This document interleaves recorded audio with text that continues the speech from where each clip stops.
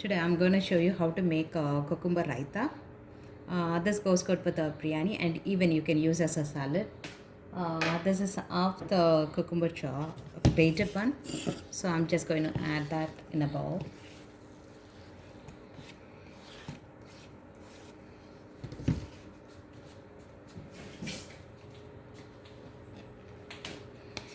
And add the yogurt as needed.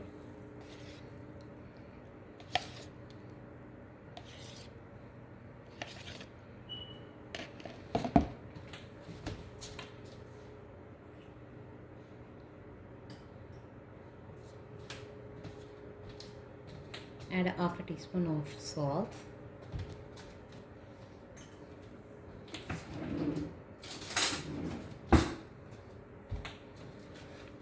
And the chopped coriander.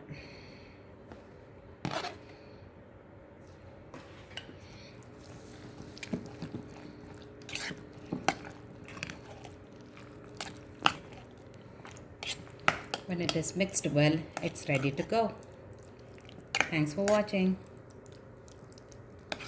Please like, share and subscribe. Thank you.